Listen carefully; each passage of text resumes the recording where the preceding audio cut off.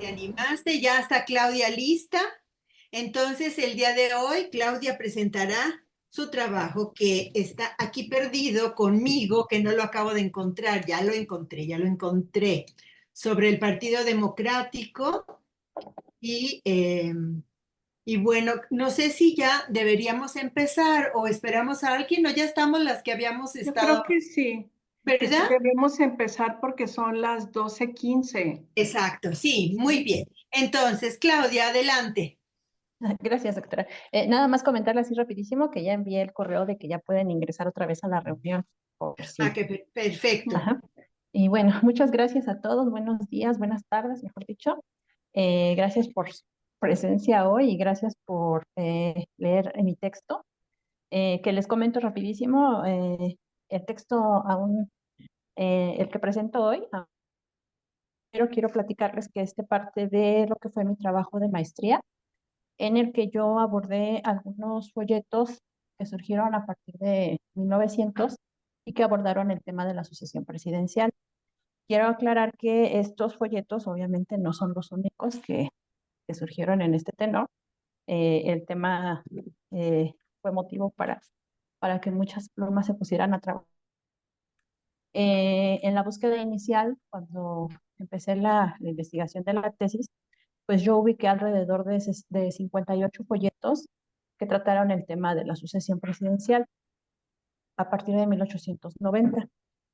Sin embargo, bueno, yo tuve que reducir la cantidad de textos que iba a analizar por cuestiones de tiempo y espacio y pues iba a ser imposible, ¿no? Analizar 58 textos. Entonces, reduje, el criterio para reducirlos fue limitarme a aquellos que se centraron en el tema del sufragio y de la participación política a través del sufragio como una alternativa para la sucesión presidencial.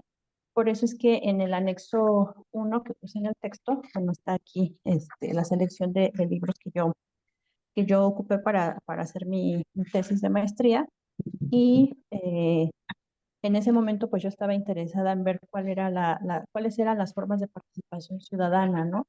Que finalmente fueron desembocadas todos conocemos con la Revolución Mexicana, con todas estas propuestas que llevó Madero, con esta cuestión del sufragio efectivo no reelección, ¿no? Yo quería saber qué era lo que había llevado a que se enarbolara esta propuesta. Y entonces, bueno, obviamente, cuando empecé a hacer esta búsqueda, nadie hablaba sobre la cuestión del sufragio efectivo. Ellos hablaban para esos pensadores en la época, bueno, pues el sufragio, ahora ya con todas estas lecturas que conocemos sobre la historia electoral en México, bueno, sabemos que el sufragio en el siglo XIX funciona completamente diferente a lo que conocemos hoy. Y justamente esta transición en la revolución es donde se da ese rompimiento. Entonces, bueno, aquí se está postulando por una democracia restrictiva en la que el voto es ciudadano, únicamente se limita a los hombres mayores de 18 años, si son solteros, o mayores de 21 años si son casados.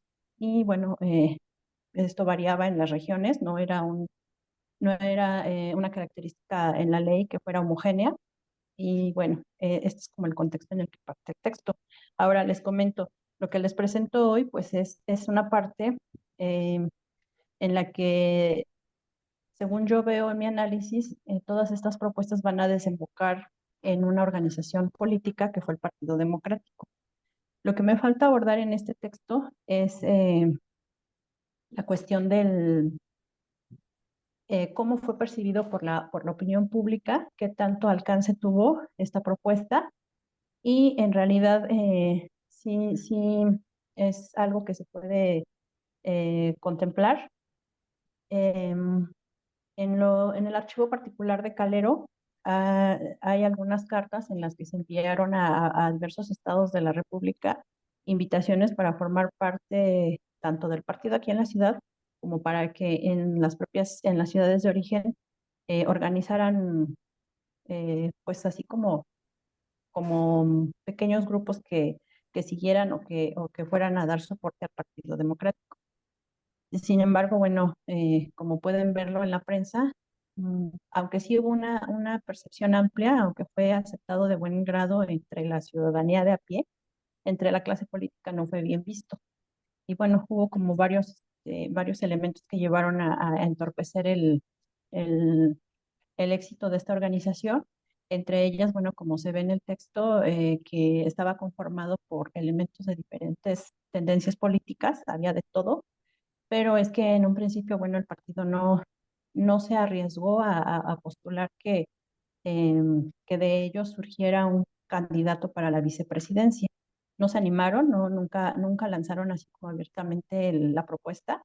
Ellos decían que el presidente del partido, bueno, tenía que ser una figura, pues que tuviera como un peso moral y político fuerte para que tuviera como que éxito entre los ciudadanos. Y por eso es que eligieron a Benito Juárez, hijo, aunque al parecer aquí la otra figura de peso era la de Manuel Calero, que fue uno de los principales alentadores de esta organización.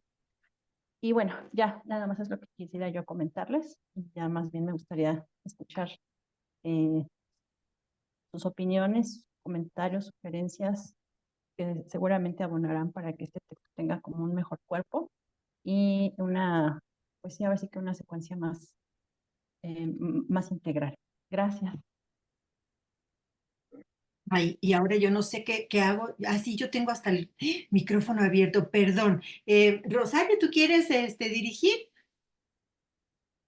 ¿O quieres preguntar? O dime. Sí, pregunto si quieren. Inicio comentando, haciendo algunos comentarios del texto que nos compartió Claudia. A mí el tema me parece por demás interesante porque dentro de los estudios de la historia política y sobre todo en este periodo de la primera década del siglo XX, o sea, fines del Porfiriato, el que haya surgido este partido, aún con pues la corta vida que tuvo, me parece que es muy relevante, sobre todo por la hipótesis que maneja Claudia, que ciertas iniciativas, planteamientos políticos, ideas propuestas van a ser retomadas por el grupo político maderista. Entonces, a mí me gustaría como que para enfatizar y destacar más la importancia de este partido democrático, Claudia pudiera incorporar o hacer una reflexión sobre cuáles son esas iniciativas, ¿sí? O cuestiones programáticas de índole política que fueron retomadas por el grupo maderista o por el partido antireeleccionista. Por otro lado, me llama mucho la atención en el subtítulo esta cuestión de la pedagogía democrática, ¿no? Entonces, esta cuestión de pedagogía democrática creo que tiene mucho que ver con las propuestas de educación, de extender la instrucción pública a todos los sectores y que tiene que ver en si se concede el derecho al sufragio o no. Entonces, ahí también creo que ameritaría en la introducción hablar un poquito de ese énfasis que tú le vas a dar a este partido democrático como una cuestión que tiene una propuesta, una intencionalidad pedagógica, ¿sí? Entonces, eso me parecería que enriquecería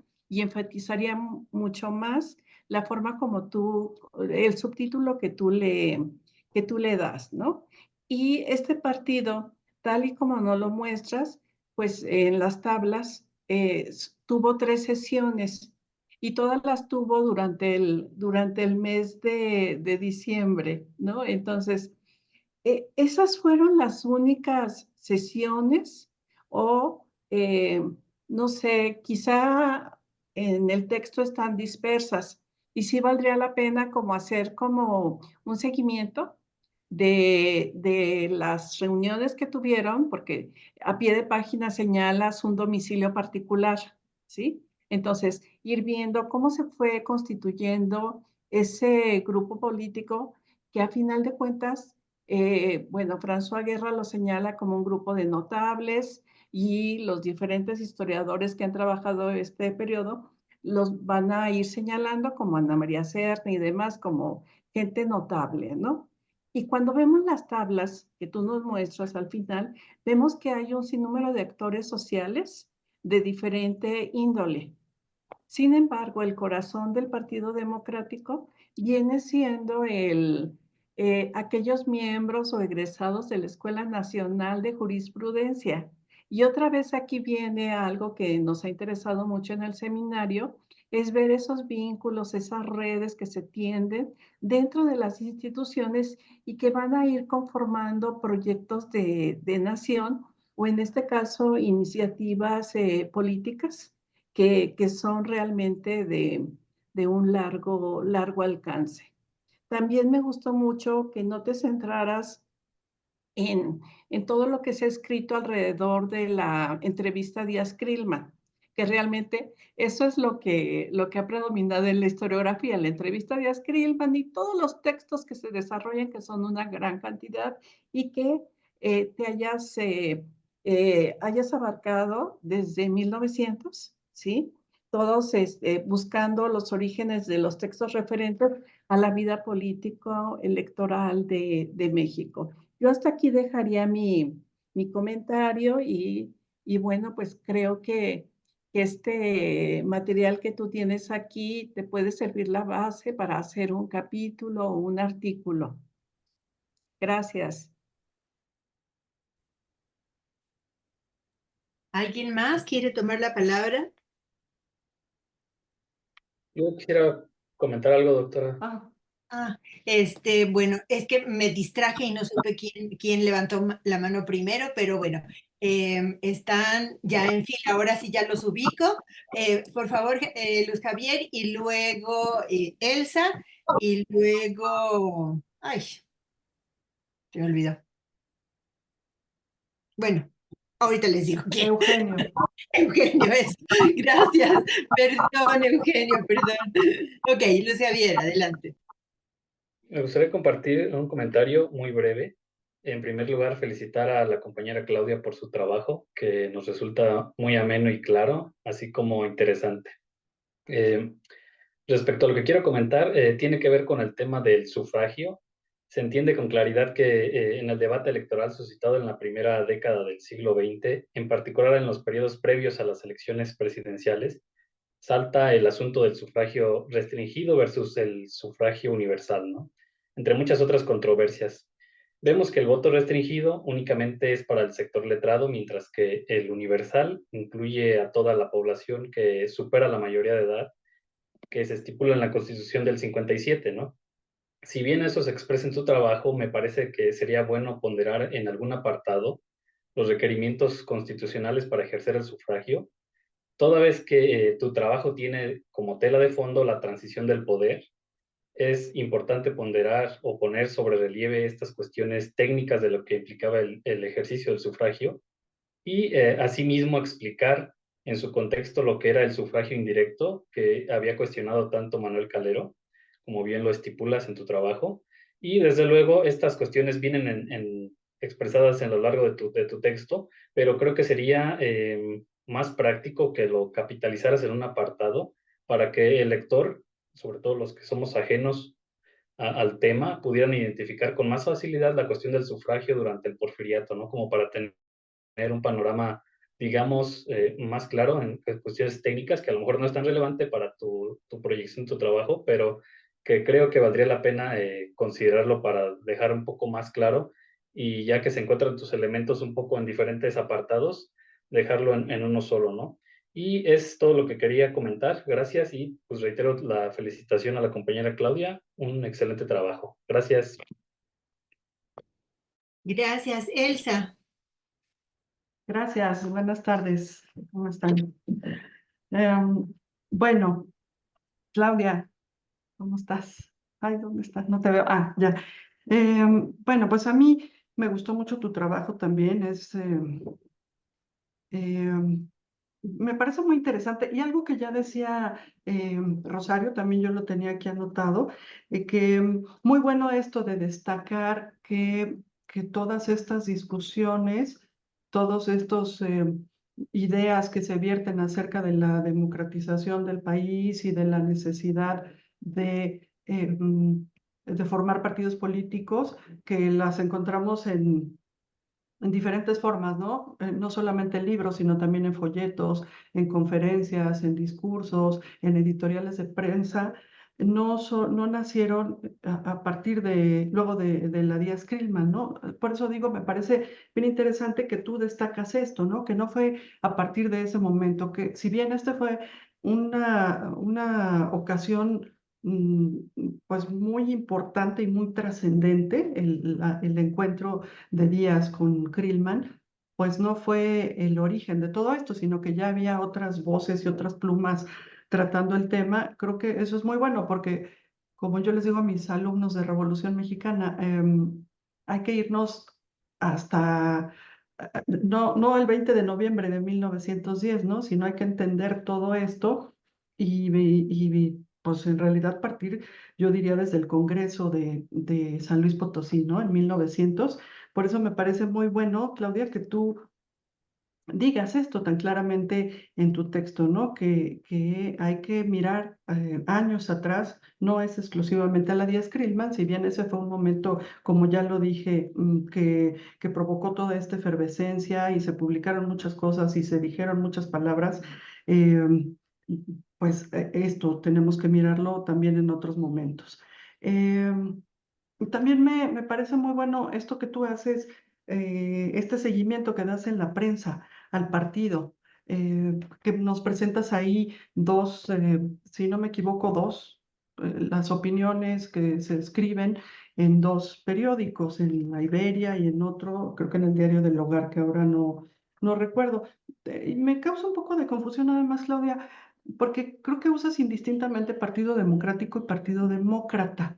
Según yo es demócrata, ¿no? Pero no sé si lo usaban indistintamente en ese momento, no lo recuerdo ahora.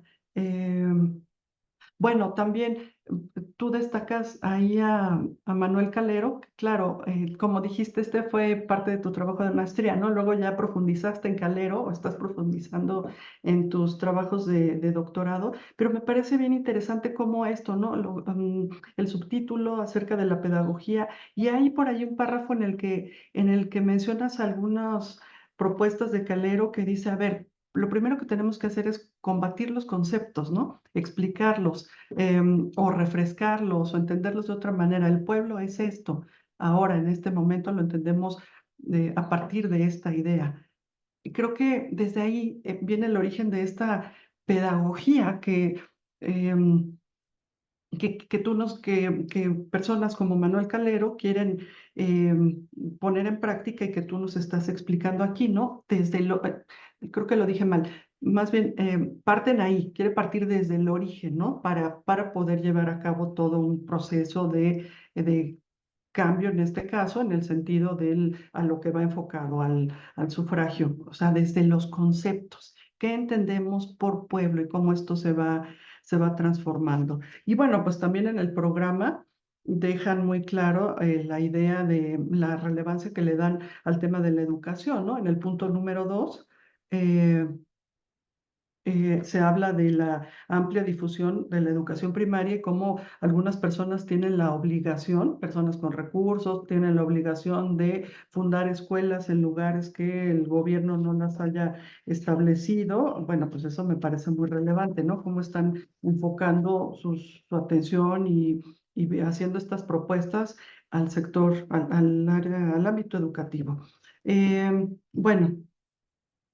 Esos son mis comentarios en términos generales y bueno, pues sí, me parece muy interesante que lo tomes así y que no solamente son mm, algunas personas o no nada más los antirreeleccionistas, que claro, fueron los que luego tuvieron el foco principal, ¿no? Sino que hay que mirar todo este proceso que inicia desde varios años atrás para comprender cómo se va dando este cambio paulatinamente y bueno, no sucede el cambio como de manera pacífica hasta llegar al momento crucial de 1910. Y la duda que te digo acerca de cómo es correcto el nombre del partido, si democrático o demócrata, porque lo encuentro de manera indistinta.